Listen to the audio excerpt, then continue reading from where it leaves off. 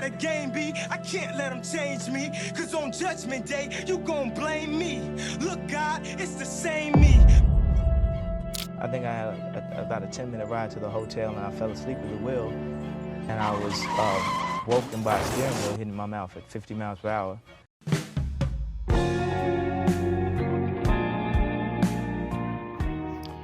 To first really understand the horrible dropped life that Kanye would have spiraled into, we must first understand what really made our Kanye and our reality come back from the crash so successfully.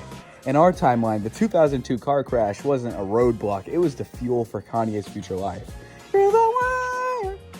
With his jaw literally wired shut. He recorded the track Through the Wire. It was a feat of pure human will. He knew what he wanted and he got after it. He transformed that near-death experience into a marketing masterclass. He proved to Rockefeller that he wasn't just a producer, but he could survive anything. He was a for-real hip-hop warrior. That grit won him the respect of Jay-Z and Dame Dash and secured him the massive publicity push that he needed to get College Dropout going.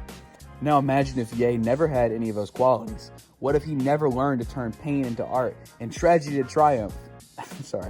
And instead the pain simply broke him.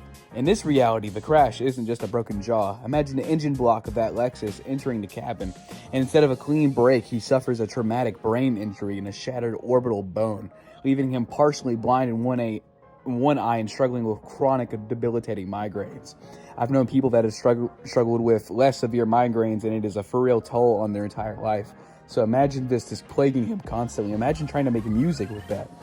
The mental toll is even worse. The TBI triggers a serious case of depersonalization disorder, a state where he feels like a ghost watching his own life. Without his sharp wit, comebacks, and verbal dexterity, the Kanye West we know would never be able to even put another verse together, at least not as well as he did. With that background established, it's not hard to imagine the path Ye's life would have gone down.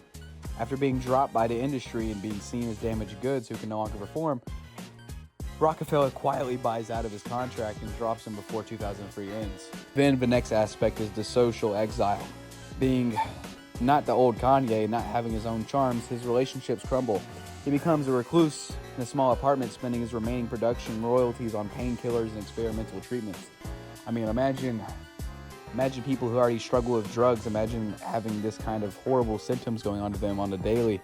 Pretty sure they'd be doing anything to get a fix. And now onto the most impactful part, the musical decay. Instead of the triumphant College Dropout, he releases Dropped in 2005. It's a dark mess of unfinished beats and mumbled lyrics through his physical pain.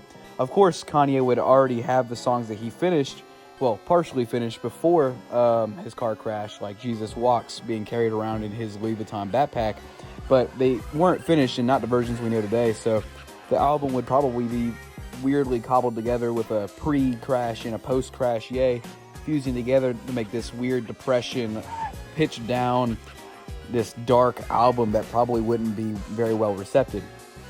And to make his situation even worse, by 2008 his mother Donda West passes away, but in this timeline he doesn't have the creative outlet of 808s and heartbreak to process it.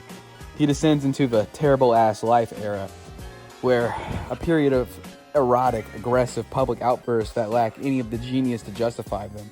He is no longer a polarizing superstar, he is a cautionary tale.